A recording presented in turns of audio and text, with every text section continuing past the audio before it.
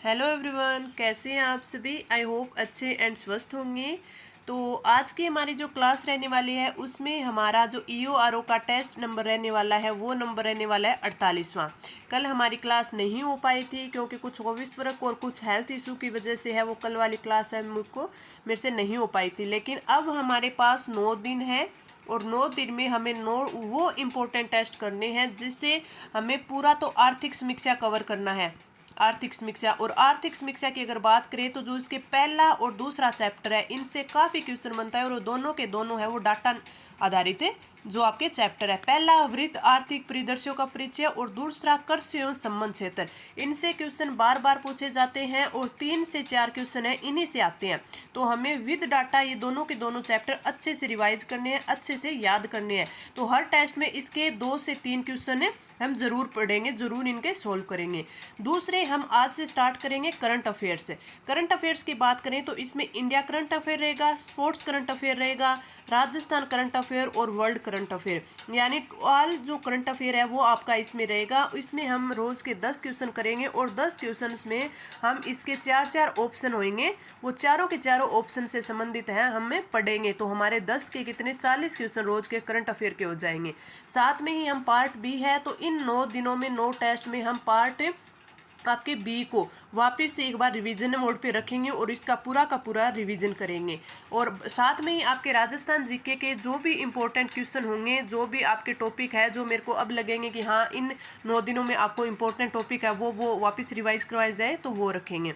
अगर आज के हमारे टेस्ट की बात करें तो आपकी आर्थिक समीक्षा, आपका करंट अफेयर, आपका पार्ट बी और राजस्थान जीके की बात करें तो राजस्थान जीके का जो आज का टॉपिक रहने वाला है वो रहेगा जैव विविधता एवं संरक्षण।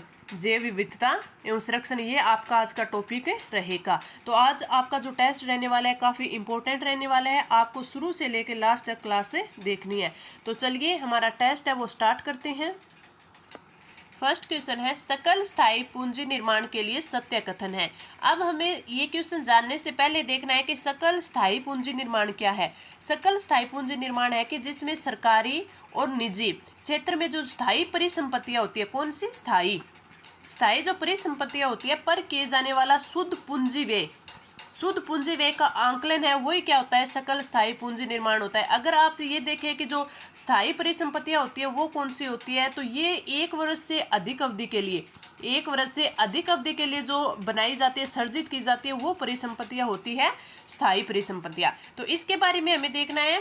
फर्स्ट ऑप्शन दिया हुआ है कि सकल स्थायी पूंजी निर्माण है वो सकल राज्य घरेलू उत्पाद का 29.47% है। नहीं, इसमें फर्स्ट ऑप्शन गलत दे दिया। तो इसमें 29.47 नहीं है, कितना है 28.47 है, 28.47% है। तो ये गलत हो गया। दूसरे की बात करें कि विगत वर्ष की तुलना में सकल स्थायी पूंजी निर्माण में 26.63% की वृद्धि दर्ज की गई है, ये आपका बिल्कुल सही है। अगले की बात करें कि स्थायी पूंजी निर्माण में निजी क्षेत्र की भागीदारी सार्वजनिक क्षेत्र से कम है। नहीं, कम नहीं है, अधिक है, कम नहीं अधिक है। तो हमें ये तीनों चीजें ध्यान रखनी है। सकल स्थायी पूंजी निर्माण में सकल राज्य घरेलू उत्पाद का जो प्रतिशत है वो कितना है 28.47% है। विगत वर्ष की तुलना में सकल स्थायी पूंजी निर्माण में है वो 26.63% की वृद्धि हुई है। और स्थायी पूंजी निर्माण में निजी क्षेत्र की भागीदारी है वो सार्वजनिक क्षेत्र से अधिक है। ये तीनों चीजें याद करें। तो निजी क्षेत्र की कितनी होगी, निजी क्षेत्र की तो है 76.19% भागीदारी और सार्वजनिक क्षेत्र से अधिक है तो सार्वजनिक क्षेत्र की कितनी है 23.81%। ये भी आपको याद रखनी है, दोनों की दोनों। अगर हम बात करें कि जो प्रचलित कीमतों पर सकल स्थायी पूंजी निर्माण कितना है, प्रचलित कीमतों पर देख ले तो वो कितना है, वो होता है 346,844। तो आप इसको 3.46 भी याद कर सकते हैं। 3.46 ये करोड़ में होता है, 3.46 करोड़। इस क्वेश्चन के राइट आंसर की बात करेंगे तो ऑप्शन 2 है। अगर आपसे एक क्वेश्चन और भी पूछ लिया जाता है कि जो सकल स्थायी पूंजी निर्माण है इसमें सर्वाधिक हिस्सेदारी वाला निर्माण क्षेत्र होता है, कौन सा होता है, निर्माण क्षेत्र है वो सर्वाधिक हिस्सेदारी वाला है। तो ये क्वेश्चन मैंने पीछे के टेस्ट में आपको करवाया था, तो अब वापस मैंने आपको रिवाइज करवा दिया कि अगर सर्वाधिक हिस्सेदारी पूछ ले तो वो किसकी है, निर्माण क्षेत्र की है। 2 नंबर पे आवासीय भवन और 3 नंबर पे लोक प्रशासन। इस क्वेश्चन का राइट आंसर ऑप्शन 2। आगे बढ़े, हमारा अगला क्वेश्चन मानसी, वाक्कल और सोम नदियां किस वन्य जीव अभ्यारण्य से गुजरती है? कुंभलगढ़, फुलवारी की नाल, माउंट आबू और सज्जनगढ़। तो आपका राइट आंसर कौन सा हो जाएगा? फुलवारी की नाल। राइट आंसर ऑप्शन है बी। अगर फुलवारी की नाल की बात करें तो जो इसका क्षेत्रफल है वो कितना है? 511.41। लेकिन आपको ये याद नहीं करना है, आपको देखना है कि ये है कहाँ। तो ये कोटड़ा उदयपुर में स्थित है। फुलवारी की नाल है वो कोटड़ा उदयपुर में स्थित है। इसके अलावा आपको क्या रखना है, इसमें ये पूछ लिया जाता है कि इसे वन्य जीव अभ्यारण्य कब घोषित किया गया। तो वो आपको कब घोषित किया गया? 6 अक्टूबर 1983 में। 6 अक्टूबर 1983 में, ये आपको याद रखना है। दूसरा, इसमें किस मानसी, वाक्कल और सोम नदियां हैं इसे निकलती है। तीसरी एक चीज आपको यहाँ याद रखनी है कि यहाँ पे है वो टीक के वृक्ष का, किसके? टीक के वृक्ष का फर्स्ट ह्यूमन एनाटोमी पार्क स्थित है। ह्यूमन एनाटोमी पार्क है वो इसमें स्थित है, किसका? टीक के वृक्ष का। तो ये तीन चीजें आपको फुलवारी की नाल अभ्यारण्य से संबंधित याद रखनी है। इस क्वेश्चन का राइट आंसर ऑप्शन है बी हो जाएगा। आगे बढ़े, हमारा अगला क्वेश्चन है कि राजस्थान नगरपालिका अधिनियम की किस धारा के तहत राज्य सरकार नगरीय निकाय की सीमा में विकास प्राधिकरण का भी गठन कर सकती है? धारा 5, 4, 3 और 2। तो आपका राइट आंसर कौन सा हो जाएगा? राइट आंसर हो जाएगा ऑप्शन ए, धारा 5। धारा 5 में क्या दिया हुआ है? नगर पालिका की स्थापना, नगर पालिका की स्थापना और निगमन, स्थापना और निगमन। तो उसमें बोला गया है कि इसमें जैसे नगर पालिका है तो स्थापना के लिए इसके 3 जो क्षेत्र बताए गए, एक संक्रमणकालीन क्षेत्र होता है, दूसरा लघुत्तर होता है, तीसरा वृद्ध क्षेत्र होता है। तो इस धारा में बोला गया है कि जो राज्य सरकार है वो किसी नगरीय क्षेत्र के सांस्कृतिक, कैसे? सांस्कृतिक हो गए या फिर ऐतिहासिक हो गए या फिर पर्यटक या फिर इसी प्रकार के कोई अन्य महत्व को ध्यान में रखते हुए, अन्य महत्व को ध्यान में रखते हुए विकास प्राधिकरण का, विकास से प्राधिकरण का गठन किया जा सकता है। कौन करेगी? राज्य सरकार करेगी। तो आपका राइट आंसर हो जाएगा ऑप्शन है ए। आगे बढ़े, हमारा अगला क्वेश्चन है विश्व का पहला तंबाकू विरोधी कानून वाला देश कौन सा है? यानी विश्व का ऐसा कौन सा पहला देश है जिसने तंबाकू विरोधी कानून लाया है? न्यूजीलैंड, ब्राजील, जापान और वियतनाम। तो हमारा राइट आंसर हो जाएगा ऑप्शन ए, न्यूजीलैंड। न्यूजीलैंड है वो विश्व का पहला तंबाकू निरोधी कानून वाला देश है। कानून वाला देश है न्यूजीलैंड। अगर हम ब्राजील की बात करें तो ब्राजील में विश्व की सबसे बड़ी क्राइस्ट प्रतिमा है। क्राइस्ट प्रतिमा वो कहाँ पे है? ब्राजील में। और ब्राजील में कहाँ? रियो डी जेनेरियो में। रियो डी जेनेरियो में। तो ये भी आप याद कर सकते हैं। और इसमें हमने क्या? जापान के लिए अगर हम देखें तो विश्व की सबसे तेज ट्रेन है वो, उसका कितना? 603 किलोमीटर पर हावर। 603 किलोमीटर पर हावर। और वो कौन सी ट्रेन है? जापान की मैग्लेव ट्रेन है। जापान की मैग्लेव ट्रेन है। तो आप ये भी ध्यान रखें कि विश्व की सबसे तेज ट्रेन कहाँ है? जापान की है, 603 किलोमीटर पर हावर। वियतनाम की बात करें तो वियतनाम में विश्व का सबसे लंबा कांच का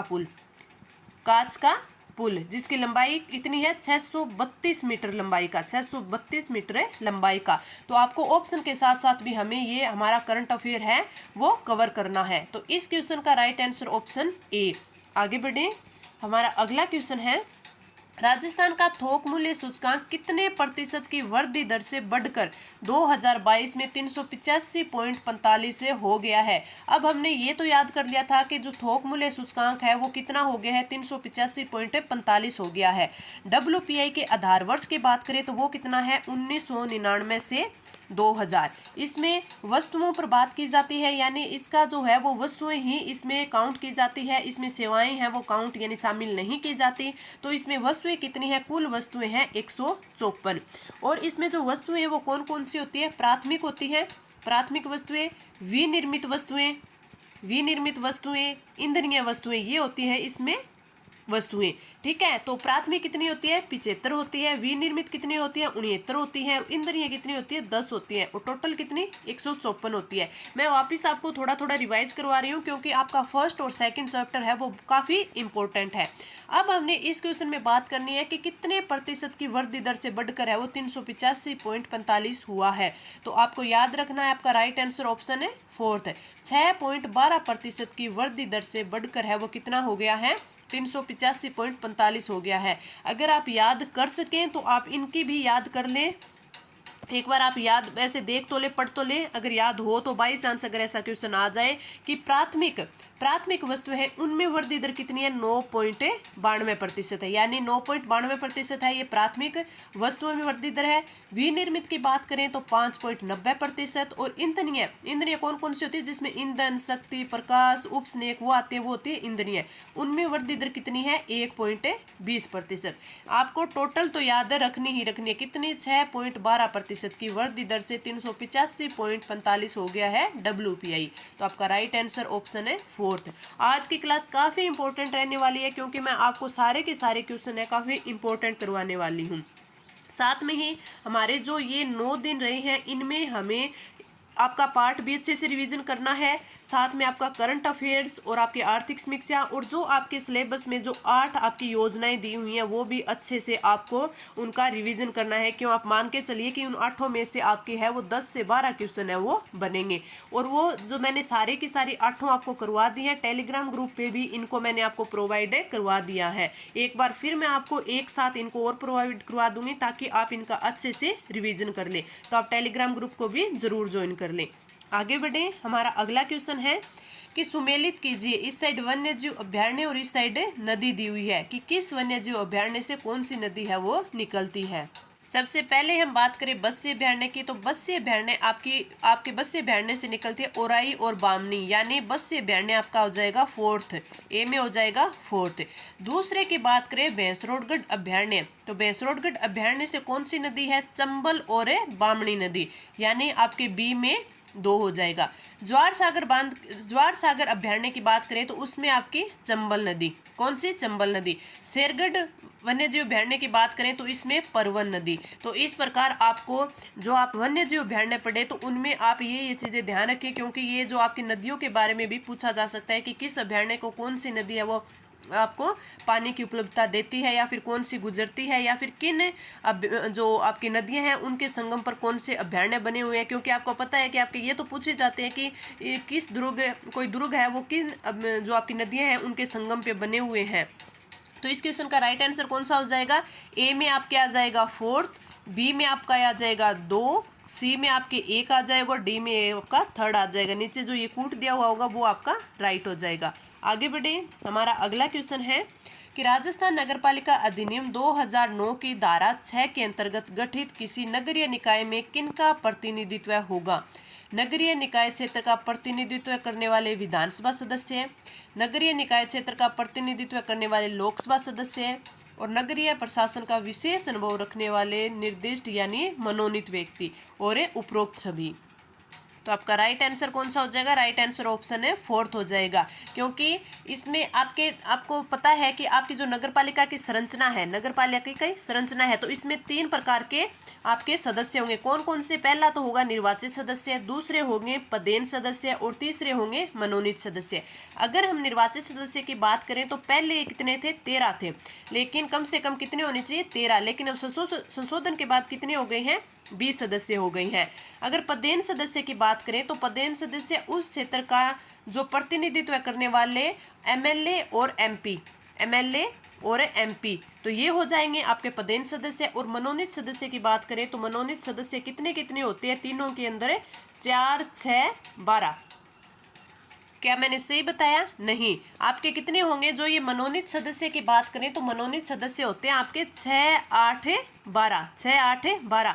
अगर आपसे ये पूछ ले कि पहले कितने होते थे, क्योंकि ये तो अभी किए गए हैं, तो पहले होते थे आपके 4, 5 और 6, लेकिन आपको अब वाले याद रखने, यानी 6, 8, 12 है, वो तीनों के अंदर है आपके मनोनीत सदस्य होते हैं, यानी आपका राइट आंसर हो जाएगा ऑप्शन है 4th। आगे बढ़े, हमारा अगला क्वेश्चन है अमेरिकन फाउल ब्रूड क्या है। जाति आधारित भेदभाव पर प्रतिबंध लगाने वाला पोर्टल, मधुमक्खियों में होने वाला रोग, मधुमक्खियों की एक विशेष प्रजाति, या फिर इनमें से कोई नहीं। तो अमेरिकन फाउल ब्रूड है वो है एक मधुमक्खियों में होने वाला रोग। तो राइट आंसर हो जाएगा ऑप्शन है 2।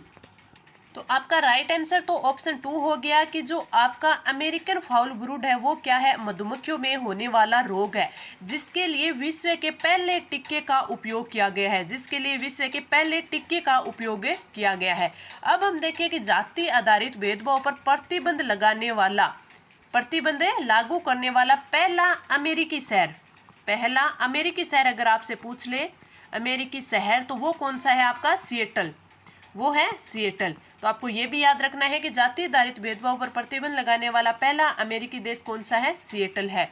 मधुमक्खियों में होने वाला रोग कौन सा है, अमेरिकन फाउल ब्रूड है। तो इस क्वेश्चन का राइट आंसर ऑप्शन है 2 हो जाएगा। आगे बढ़े, हमारा अगला क्वेश्चन है कि पिछले 11 वर्षों में सर्वाधिक औसत वृद्धि दर 10.17% वाला क्षेत्र कौन सा है। एक तो ये कि पिछले 11 वर्षों में सर्वाधिक औसत वृद्धि दर कितनी रही है, 10.17% रही है। अब हमें ये देखना है कि किस उप क्षेत्र की ये वृद्धि दरें रही है, वानिकी, फसल, पशुधन या फिर मत्स्य पालन। तो आपका राइट आंसर कौन सा हो जाएगा, ऑप्शन 3 है पशुधन।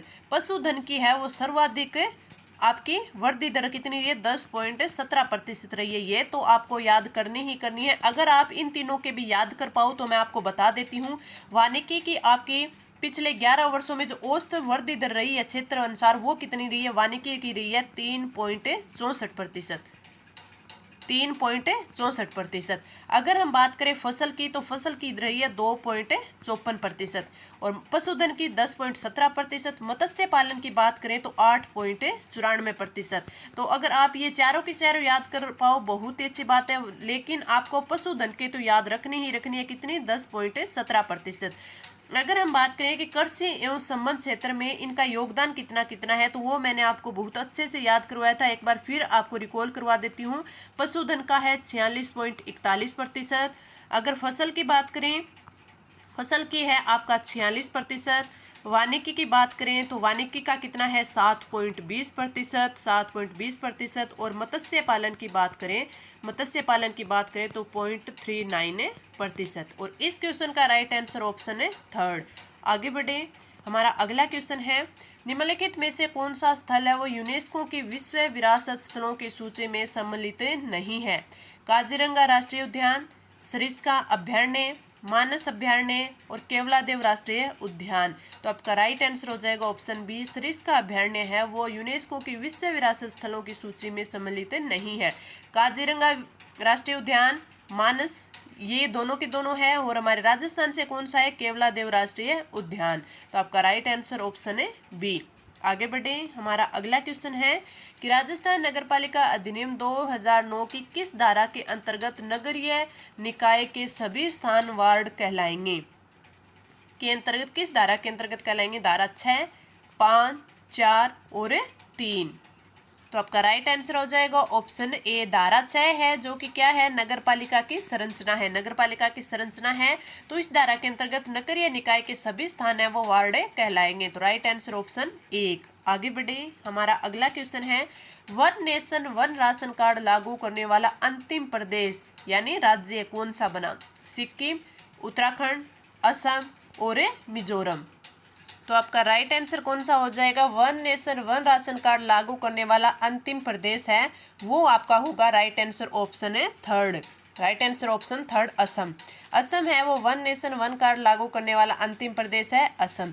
अगर हम उत्तराखंड की बात करें तो उत्तराखंड के लिए काफ़ी चीज़ें हैं। पहला कि भारत का पहला हिमालयी मसाला उद्यान आपसे पूछ ले तो वो है सोनी कहाँ पे है, रानीखेत अल्मोड़ा जिला उत्तराखंड में, रानीखेत में है जो सोनी। और आपसे इससे क्या पूछा जा सकता है, उत्तराखंड से पूछा जा सकता है कि जो आकांक्षी जिला कार्यक्रम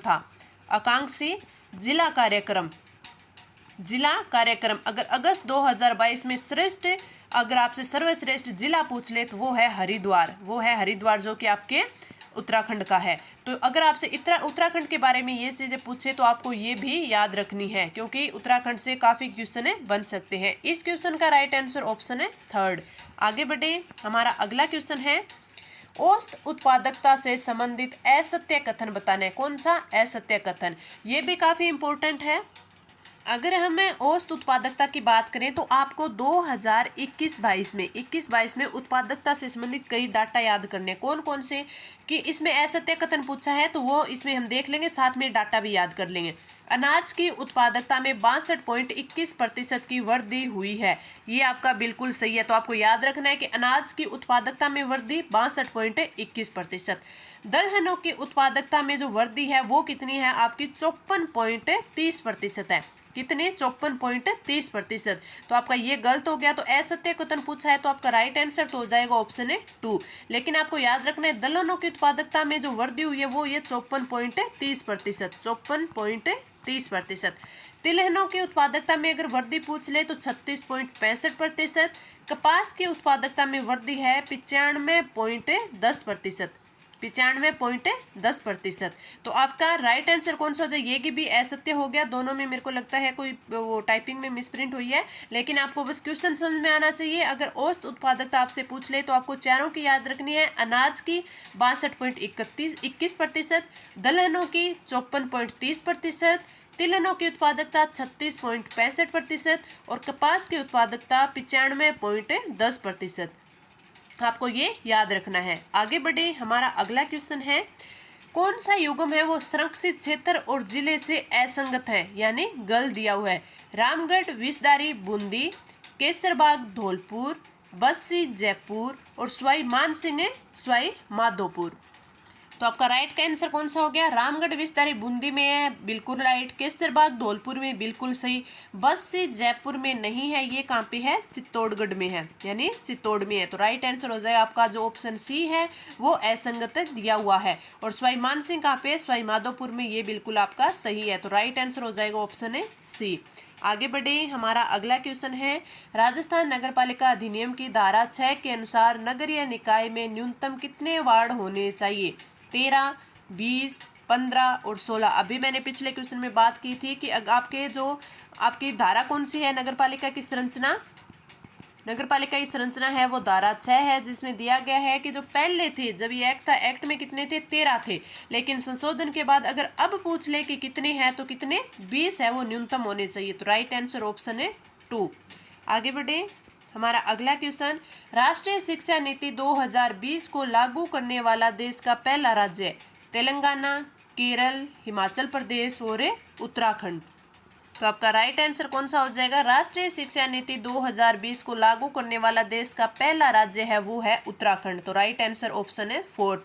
उत्तराखंड के बारे में अभी हमने 2 क्वेश्चन और पढ़े थे, कौन से, पहला हिमालयी मसाला पार्क, हिमालयी मसाला पार्क वो कहाँ पे, सोनी रानीखेत में। दूसरा हमने इसके बारे में और क्या पढ़ा था कि आकांक्षी जिला कार्यक्रम है, आकांक्षी जिला कार्यक्रम है अगस्त 2022 में सर्वश्रेष्ठ जिला है वो किसे दिया गया, हरिद्वार को, जो कि उत्तराखंड में पड़ता है। और इस क्वेश्चन का राइट आंसर कौन सा हो जाएगा, ऑप्शन है 4 हो जाएगा। ऑप्शन 4 है, उत्तराखंड में वो राष्ट्रीय शिक्षा नीति 2020 को भी लागू किया गया था। इसके अलावा आप 2 क्वेश्चन और याद रख लें, वो क्या कि आपसे अगर पूछ ले कि प्रधानमंत्री जन आरोग्य योजना के तहत 100% परिवारों को शामिल करने वाला पहला जिला कौन सा है, तो वो बना है सांबा जिला, जो कि कहाँ पे है, जम्मू कश्मीर में है। सांबा जिला जो कि कहाँ पे है, जम्मू कश्मीर में है। तो पीएम यानी प्रधानमंत्री जन आरोग्य योजना में के तहत 100% परिवारों को शामिल करने वाला पहला जिला सांबा, जो कि जम्मू कश्मीर में है। दूसरा क्वेश्चन आप याद कर सकते हैं कि भारत का पहला ओलंपिक मूल्य शिक्षा कार्यक्रम कहाँ चलाया गया, शिक्षा कार्यक्रम, तो ये ओडिशा के राउरकेला और भुवनेश्वर में। तो ये भी आपको याद करना है। इस क्वेश्चन का राइट आंसर ऑप्शन है 4। आगे बढ़े, हमारा अगला क्वेश्चन है ट्री बोरन तिलहन के अंतर्गत कितने टीबीओज के लिए सहायता प्रदान की जाती है, 4, 5, 6 या 7। सबसे पहले हम बात करें कि टीबीओज क्या है, तो जो ट्री बोरन तिलहन वो है टीबीओज। और ये किस में है, जो आपका राष्ट्रीय खाद्य सुरक्षा मिशन है NFSM है, उसमें जो तिलहन विशेष कार्यक्रम है एवं वृक्ष जनित तिलहन है उसमें आता है टीबीओज। अगर हम इसमें केंद्र और स्टेट यानी केंद्र और राज्य के जो आपके वित्त पोषण की बात करें तो ये तो इसमें है 60:40 है। अब क्वेश्चन क्या है कि ट्री बोरोन तिलन के अंतर्गत कितने टीबीओज के लिए सहायता प्रदान की जाती है, तो वो की जाती है 6। तो राइट आंसर हो जाएगा ऑप्शन है 6। अब कौन कौन से हैं, तो कौन कौन से, पहला तो जैतून, दूसरा महुआ, तीसरा नीम, चौथा जोजोबा, पांचवा करुंजा और छठा जट्रोपा। तो ये आपको याद रखने कितने, 6 कौन कौन से, जैतून, महुआ, नीम, जोजोबा, करुंजा और जट्रोपा। तो आपका राइट आंसर ऑप्शन है 3। आगे बढ़े, हमारा अगला क्वेश्चन है बस्सी वन्यजीव अभयारण्य राजस्थान के निम्नलिखित में से किस जिले में स्थित है। हमने अभी बात की आपके चित्तौड़गढ़ में, तो आपका राइट आंसर हो जाएगा ऑप्शन है सी। आगे बढ़े, हमारा अगला क्वेश्चन राजस्थान नगरपालिका अधिनियम 2009 की धारा 6 के तहत राज्य सरकार नगरपालिका के मामले में नगरपालिका प्रशासन का विशेष अनुभव रखने वाले कितने व्यक्तियों का नाम निर्दिष्ट कर सकती है। अब निर्दिष्ट कर सकती है यानी कितने मनोनीत कर सकती है। मनोनीत आपसे पूछ ले, निर्दिष्ट पूछ ले, एक ही बात होती है। तो हमने पिछले क्वेश्चन में मैंने आपको बताया था कि कितने होते हैं, कितने, 6, 8, 12 होते। पहले ये कितने थे, पहले ये 4, 5, 6 थे।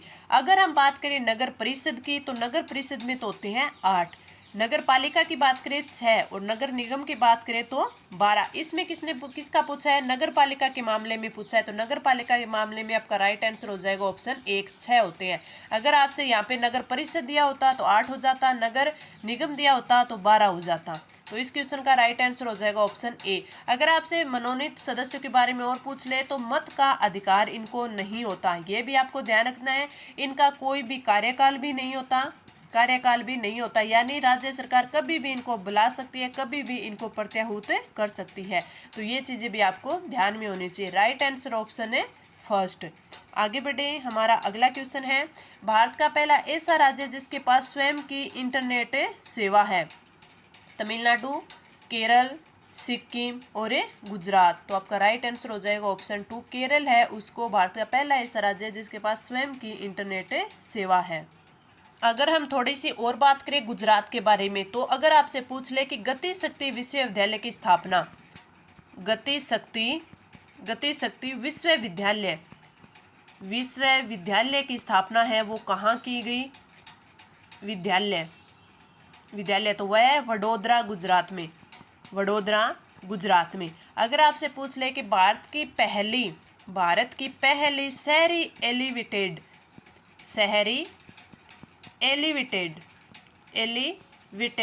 एक्सप्रेसवे कौन सा है, तो ये है आपका द्वारका एक्सप्रेसवे।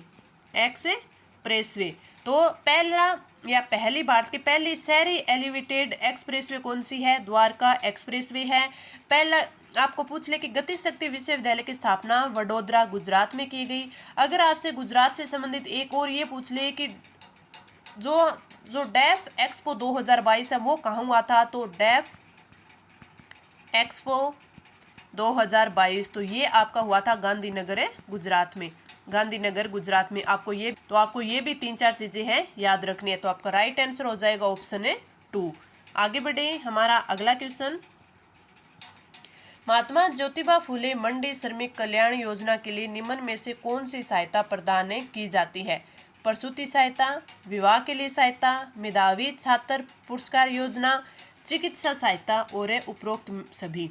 तो आपका राइट आंसर हो जाएगा ऑप्शन है 5, उपरोक्त सभी। अब अगर इनके बारे में थोड़ा सा और देखें हम, सबसे पहले बात करें प्रसूति सहायता, तो जो महिला श्रमिक होती है को अधिकतम 2 प्रसूति अवधि के लिए राज्य सरकार द्वारा जो अकुशल श्रमिक वेतन होता है, अकुशल श्रमिक मजदूरी या वेतन मान ले, उसके रूप में है वो 45 दिन का अवकाश दिया जाता है। कितने, 45 दिन का। अगर विवाह के लिए सहायता देखें तो अगर कोई महिला श्रमिक है खुद के विवाह के लिए उसे 50,000 रुपये की सहायता दी जाएगी। अगर कोई महिला श्रमिक है उसे अपनी पुत्री के विवाह के लिए चाहिए तो उसे भी 50,000 रुपये की सहायता दी जाएगी। और वो कब तक, अधिकतम 2 पुत्रियों के लिए, अधिकतम 2 बेटियों के लिए ये सहायता दी जाएगी। अगर मेधावी छात्र पुरस्कार योजना यानी जो आपकी छात्रवृत्ति के लिए होती है, छात्रवृत्ति, तो छात्रवृत्ति किसे दी जाएगी? जो मंडी में जो कार्य कर रहे हैं जो श्रमिक है, उनके चाहे पुत्र हो या पुत्री हो, पुत्र या फिर पुत्री, वो जो 60% अगर अंक प्राप्त करते हैं, 60% और उससे अधिक अंक प्राप्त करते हैं, तो इस योजना के अंतर्गत है उन्हें छात्रवृत्ति भी दी जाएगी। चिकित्सा सहायता भी दी जाती है। चिकित्सा सहायता उन्हें कितनी दी जाती है? अधिकतम 20,000 रुपये है वो दिए जाते हैं। अगर कोई हमाल को गंभीर बीमारी हो गई हो, जैसे कोई cancer, heart attack, liver, kidney आदि से संबंधित कोई भी अगर उन्हें बीमारी हो गई है, तो सरकारी हॉस्पिटल या फिर राज्य सरकार के द्वारा जो भी प्राधिकृत किए गए हैं, उन अस्पताल में भर्ती रहने पर जो चिकित्सा का व्यय होगा वो कितना होगा? 20,000 रुपये का हो। और इसमें इसके अलावा जो प्रसूति सहायता है, ये तो होती है, इसमें प्रसूति सहायता में पितृत्व अवकाश भी दिया जाता है। वो कितना? 15 दिन का दिया जाता है। वो कितना? 15 दिन का दिया जाता है। और वो भी कितने? 2 प्रसूति अवकाश में, 2 प्रसूति अवधि के लिए दिया जाता है। तो मैंने आपको एक बार मोटे रूप से महात्मा ज्योतिबा फुले मंडी श्रमिक योजना कब की? 2015 की है। इसको एक बार रिकॉल करा दिया है। आगे बढ़े, हमारा अगला क्वेश्चन है, राजस्थान का वह अभयारण्य जो हरे कबूतरों के लिए प्रसिद्ध है? सरिस्का, केवलादेव, रणथंभौर और ताल छापर। हम सभी को पता है इसका राइट आंसर कौन सा हो जाएगा? Option A, Sariska. तो आपका राइट आंसर ऑप्शन ए हो गया। अगर सरिस्का अभ्यारण्य की हम बात करें तो सरिस्का अभ्यारण्य राज्य की दूसरी बाघ परियोजना है। कौन सी है? दूसरी बाघ परियोजना है, जो कब से प्रारंभ हुई थी? 1978-79 से प्रारंभ हुई थी। अगर इससे पूछ ले कि राज्य में कौन सा अभ्यारण्य जिसमें मोर का घनत्व है वो सर्वाधिक होता है, मोर का घनत्व है सर्वाधिक है घनत्व है, तो वो कौन सा है? सरिस्का अभ्यारण्य है। कहाँ पे पड़ता है? अलवर में पड़ता है। और इसको जो वन्य जीव अभ्यारण्य की जो मिली थी, वन्य जीव अभ्यारण्य कब बना था? तो ये बना था 1 नवंबर 1955 में। तो 1/11/1955 में बना था। इसके बारे में आप एक चीज़ और याद रख सकते हैं कि कौन सा अभ्यारण्य है जो रीसस बंदर के लिए प्रसिद्ध है? रीसस बंदर। तो आपका सरिस्का अभ्यारण्य जो रीसस बंदर के लिए प्रसिद्ध है। इस क्वेश्चन का राइट आंसर ऑप्शन ए। आगे बढ़े, हमारा अगला क्वेश्चन, राजस्थान नगरपालिका अधिनियम 2009 की धारा 6 के अनुसार राज्य सरकार द्वारा नाम निर्दिष्ट सदस्य को क्या अधिकार प्राप्त नहीं है? यानी मनोनीत सदस्य को नगरपालिका की बैठकों में मत का अधिकार, नगरपालिका की बैठकों में सम्मिलित होना, नगरपालिका समिति सदस्य के रूप में कार्य करना। तो आपका राइट आंसर कौन सा हो जाएगा? मैंने अभी आपके पिछले क्वेश्चन में इसका आंसर दिया था कि जो व्यक्ति है उन्हें कौन कौन से अधिकार है वो प्राप्त है, कौन कौन से अधिकार है वो प्राप्त नहीं है। तो आपका राइट आंसर हो जाएगा ऑप्शन ए, नगरपालिका की बैठकों में मतदान का अधिकार नहीं है। और ना ही इनका कार्यकाल है वो निश्चित होता है, क्योंकि राज्य सरकार जब चाहे बुला सकती है, जब चाहे प्रत्याहुत कर सकती है। तो राइट आंसर ऑप्शन ए। आगे बढ़े, हमारा अगला क्वेश्चन है, विश्व में सबसे ऊंचाई पर स्थित मतदान केंद्र है? तासीगंग हिमाचल प्रदेश, मोढेरा गुजरात, खंडवा एमपी और लेह है लद्दाख। तो आपका राइट आंसर कौन सा हो जाएगा? राइट आंसर हो जाएगा ऑप्शन ए, तासीगंग हिमाचल प्रदेश है वो विश्व का सबसे ऊंचाई पर स्थित मतदान केंद्र है। अगर हम मोढेरा गुजरात की बात करें तो आपसे पूछ ले कि भारत का पहला सौर ऊर्जा संचालित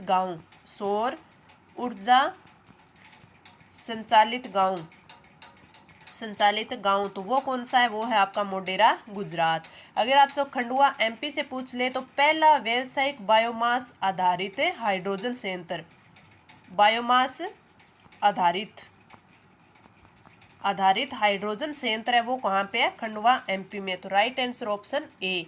आगे बढ़े, हमारा अगला क्वेश्चन है, राजस्थान कृषि प्रसंस्करण, कृषि व्यवसाय एवं कृषि निर्यात प्रोत्साहन नीति की मुख्य विशेषता नहीं है? कृषकों एवं उनके संगठनों की सहभागिता बढ़ाना, राज्य की उत्पादक बहुलता वाले विशिष्ट फसलों मूल्य संवर्धन तथा निर्यात को प्रोत्साहन देना, खाद्य प्रसंस्करण के क्षेत्र में प्रशिक्षण पाठ्यक्रमों के द्वारा कौशल विकास कर रोजगार को सृजन करना, उपरोक्त सभी। तो सबसे पहले हम बात करें आपके राजस्थान कृषि प्रसंस्करण, कृषि व्यवसाय एवं कृषि निर्यात प्रोत्साहन नीति 2019 कितनी है? 2019 है। अगर बात करें कि ये कब लॉन्च हुई 12 दिसंबर 2019 को। इसकी मुख्य विशेषताओं की बात करें तो अगर इसमें ये पूछ लेना निम्न कौन सी विशेषताएं हैं, नहीं को हटा दें तो ये सारी की सारी राइट आंसर हो जाएगा ऑप्शन है फोर्थ। कौन कौन से? कृषकों उनके संगठन को सहभागिता बढ़ाना, राज्य की उत्पादन बहुलता वाले विशिष्ट फसलों मूल्यवर्धन, संवर्धन तथा निर्यात को प्रोत्साहन देना, खाद्य प्रसंस्करण के क्षेत्र में प्रशिक्षण पाठ्यक्रमों के द्वारा कौशल विकास कर रोजगार सृजन करना। इसके साथ ही अगर बात करें तो जो कृषक हैं उनकी आपूर्ति मूल्य संवर्धन श्रृंखला में जो प्रत्यक्ष भागीदारी बढ़ाते हुए उनकी आय में वृद्धि करना, उनकी आय में वृद्धि करने के लिए जो उपाय होंगे वो करना, वो भी इसी में शामिल है। साथ में जो समूह आधारित कार्य प्रणाली है, यानी जैसे फसल कटाई होती है, जो ये फसल कटाई के बाद इनमें होने वाली जो हानियां हैं उनको कम करना, तो ये सारी की सारी है इस प्रोत्साहन नीति है, इसकी मुख्य विशेषताएं हैं। तो इस क्वेश्चन का राइट आंसर ऑप्शन है 4th। आगे बढ़े, हमारा अगला question, Sajjangarh biological park Rajasthan के कौन से जिले में अवस्थित है? जयपुर, उदयपुर, अजमेर और जोधपुर में। तो आपका राइट आंसर हो जाएगा ऑप्शन बी, उदयपुर में स्थित है। आगे बढ़े, हमारा अगला क्वेश्चन है, राजस्थान नगरपालिका अधिनियम 2009 की कौन सी धारा है जो किसी निकाय क्षेत्र के स्थानीय लोकसभा सदस्य को उसी निकाय में प्रतिनिधित्व करने की अनुमति प्रदान करती है? तो आपका राइट आंसर कौन सा हो जाएगा? धारा 6, ऑप्शन है ए। इसके अलावा आप इससे संबंधित एक तथ्य और याद रख सकते हैं, वो कौन सा कि अगर पहले बात करें आपके एमएलए की, तो जो एमएलए होता है वो नगरपालिका बोर्ड, नगर परिषद और आपका नगर निगम, इन तीनों में है वो प्रतिनिधित्व कर सकता है। अगर हम लोकसभा एमपी की बात करें तो लोकसभा एमपी है वो क्षेत्र के नगर परिषद और नगर निगम का ही प्रतिनिधित्व करेगा। तो ये आप दोनों चीजें याद रख सकते हैं। आगे बढ़े, हमारा अगला क्वेश्चन है, हिंदी माध्यम में एमबीबीएस पाठ्यक्रम शुरू करने वाला प्रथम राज्य कौन सा है? हिंदी माध्यम में क्या करने वाला? एमबीबीएस पाठ्यक्रम में लॉन्च करने वाला या लागू करने वाला, शुरू करने वाला प्रथम राज्य गुजरात, मध्य प्रदेश, छत्तीसगढ़ और आपका राजस्थान। तो आपका राइट आंसर कौन सा हो जाएगा? Option B, Madhya Pradesh. MBBS पाठ्यक्रम शुरू करने वाला हिंदी में पहला राज्य है मध्य प्रदेश। आगे बढ़े, हमारा अगला क्वेश्चन, नर्मदा नहर परियोजना जिसमें जालोर बाड़मेर जिलों के कितने क्षेत्र को पूरे कमांड क्षेत्र में सिंचाई प्रणाली अनिवार्य रखी गई है? अगर हम नर्मदा नहर परियोजना की बात करें तो ये भारत की पहली बड़ी सिंचाई परियोजना है जिसमें जालोर और बाड़मेर के जो पूरा कमांड क्षेत्र है उसमें बूंद बूंद सिंचाई योजना से प्रणाली जो ये है बूंद बूंद सिंचाई परियोजना वो इसमें अनिवार्य की गई है। राजस्थान के कौन से 2 जिले हैं? जालोर और बाड़मेर है। अगर इनके कमांड एरिया की बात करें कि कितना है तो ये है 2.46 लाख हेक्टेयर। राइट आंसर हो जाएगा ऑप्शन है फर्स्ट। अगर हम बात करें दिसंबर 2022 में है वो 2.46 लाख हेक्टेयर सिंचाई जो इसकी क्षमता है वो सर्जित की जा चुकी है। तो राइट आंसर हो जाएगा ऑप्शन है फर्स्ट। आपको ध्यान रखना है, नर्मदा नहर परियोजना से राजस्थान के कितने 2 जिले कौन कौन से? जालोर और बाड़मेर। कितना एरिया? 2.46 लाख हेक्टेयर। और कौन सी प्रणाली? बूंद बूंद सिंचाई प्रणाली।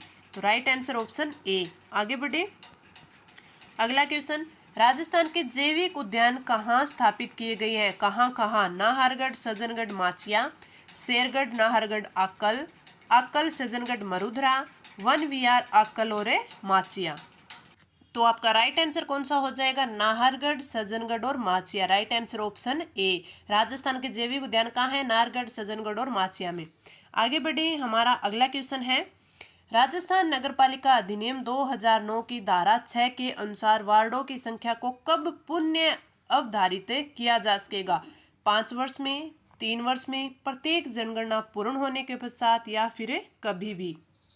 तो आपका राइट आंसर हो जाएगा ऑप्शन थर्ड, प्रत्येक जनगणना पूर्ण होने के पश्चात। आपकी जो धारा 6 है, धारा 6 में दिया हुआ है कि जो प्रत्येक जनगणना के पश्चात है वो वार्डों की संख्या में जनसंख्या के अनुसार परिवर्तन होगा और जो आपकी नए निर्वाचन से विद्यमान नगर पालिका पर कोई प्रभाव है वो नहीं पड़ेगा। तो आपका राइट आंसर ऑप्शन है थर्ड। आगे बढ़े, हमारा अगला क्वेश्चन है, भारत का सबसे बड़ा मिलेट्स प्रसंस्करण उद्योग कहाँ स्थापित किया गया है? कांकेर जिला छत्तीसगढ़, मोढेरा गुजरात, मुद्रा गुजरात या फिर बिहार के सीतामढ़ी जिले में? तो आपका राइट आंसर है ऑप्शन फर्स्ट, कांकेर जिला जो छत्तीसगढ़ है, कांकेर जिला छत्तीसगढ़ है, वहाँ पर भारत का सबसे बड़ा मिलेट्स प्रसंस्करण है। और या अगर गांव का पूछ ले तो आपका नाथ या नया गांव, नाथ या नया गांव, नया गांव। अगर हम मोढेरा गुजरात की बात करें तो हमने पहले ही पिछले क्वेश्चन में पढ़ा था कि पहला सौर ऊर्जा संचालित गांव, सौर ऊर्जा संचालित गांव कौन सा है? मोढेरा गुजरात। मुद्रा गुजरात की बात करें तो भारत की अगर सबसे बड़ी, भारत की सबसे बड़ी पवन टरबाइन, पवन टरबाइन वो कहाँ पे है? आपके मुद्रा गुजरात में। बिहार के सीतामढ़ी जिले की अगर हम बात करें तो वहां पे सीता माता की 251 फीट की 251 फीट की ऊंची प्रतिमा का उद्घाटन किया गया। कहाँ पे? बिहार के सीतामढ़ी जिले में। तो आपका राइट आंसर हो जाएगा ऑप्शन है फर्स्ट। आगे बढ़े, हमारा अगला क्वेश्चन है, राजस्थान के मरु क्षेत्र हेतु जल पुनर्गठन परियोजना को किसके द्वारा वित्त पोषित किया गया?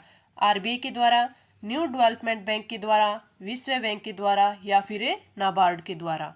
तो आपकी जो ये राजस्थान के मरु क्षेत्र हेतु जल पुनर्गठन परियोजना है किस में है? आपकी इंदिरा गांधी नहर योजना।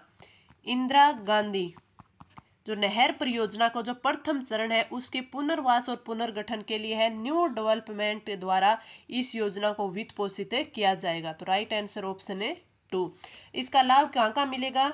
आपके गंगानगर को, श्री गंगानगर, हनुमानगढ़, चूरू, नागौर, बीकानेर, झुंझुनू, सीकर, जोधपुर और जैसलमेर और बाड़मेर जिलों को इनका जो लाभ है वो मिलेगा। और आगे आने वाले जो 7 वर्ष हैं उनमें अगर परियोजना की लागत पूछ ले तो कितनी होगी?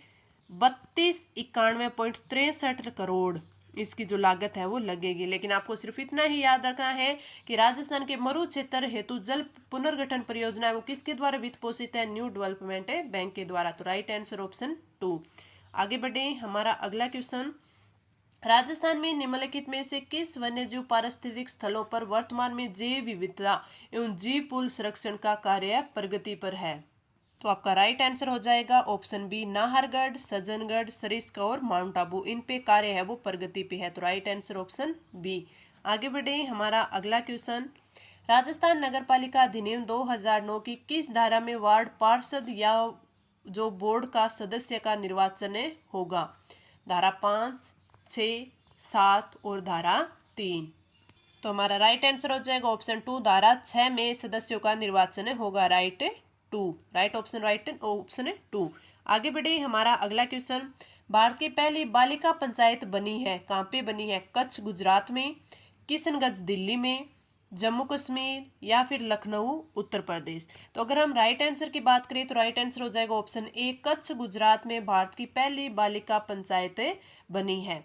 अगर हम बात करें किशनगंज दिल्ली में भारत की सबसे बड़ी कुश्ती अकादमी बनी, कुश्ती अकादमी। तो आपसे पूछे कि भारत की सबसे बड़ी कुश्ती अकादमी तो किशनगंज दिल्ली।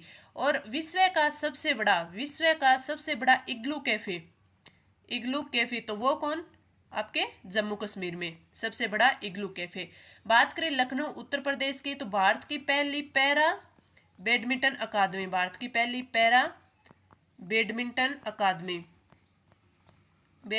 अकादमी आपके लखनऊ यूपी यानी उत्तर प्रदेश में।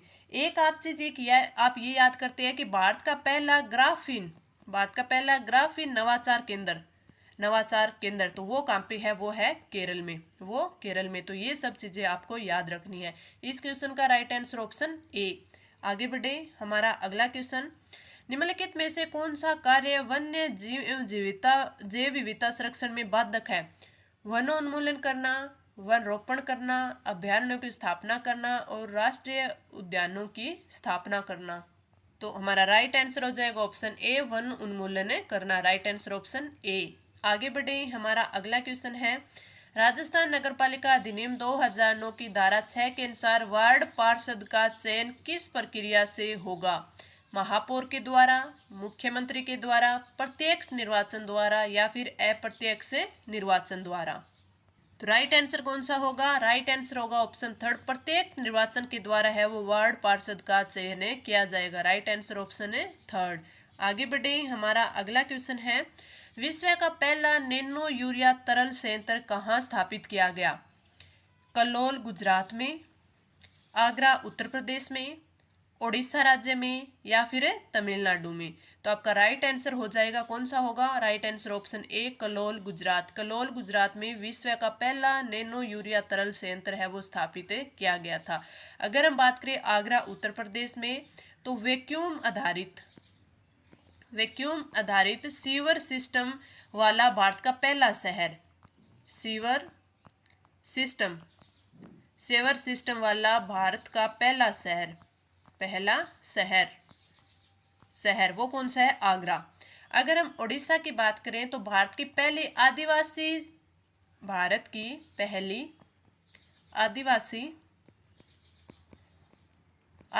स्वास्थ्य वेधशाला तो वो कहाँ पे है? उड़ीसा में। कहाँ पे? उड़ीसा में। अगर आप एक चीज और याद रखें, तमिलनाडु के बारे में देखें कि सरकारी स्कूलों में नाश्ता देने वाला भारत का पहला राज्य, नाश्ता देने वाला सरकारी स्कूलों में भारत का पहला राज्य कौन सा है? तमिलनाडु। तो विश्व का पहला नैनो यूरिया तरल संयंत्र कल्लोल गुजरात में, वैक्यूम आधारित सीवर सिस्टम वाला भारत का पहला शहर आगरा, भारत की पहली आदिवासी स्वास्थ्य वेधशाला है वो है उड़ीसा में, और भारत का पहला राज्य जो सरकारी स्कूलों में नाश्ता देने वाला बना तो वो है तमिलनाडु। इस क्वेश्चन का राइट आंसर ऑप्शन ए। आगे बढ़े, हमारा अगला क्वेश्चन है कि सुमेलित करना है अभ्यारण्य और अवस्थिति। सीता माता अभ्यारण्य, सरिस्का, केला देवी और केवलादेव। तो ये हम इजी से कर देंगे सुमेलित कि सीता माता अभ्यारण्य ये कहाँ पे है? प्रतापगढ़ में है। अगर बात करें सरिस्का अभ्यारण्य अलवर में, केला देवी अभ्यारण्य करौली में और केवलादेव अभ्यारण्य भरतपुर में। तो ये हमारा जो नीचे कूट होगा उसे हम राइट आंसर कर देंगे। ये हमने मोस्ट 40 इंपॉर्टेंट क्वेश्चन है वो किए हैं। आपको क्लास कैसी लगी आप कमेंट करके ज़रूर बताएं।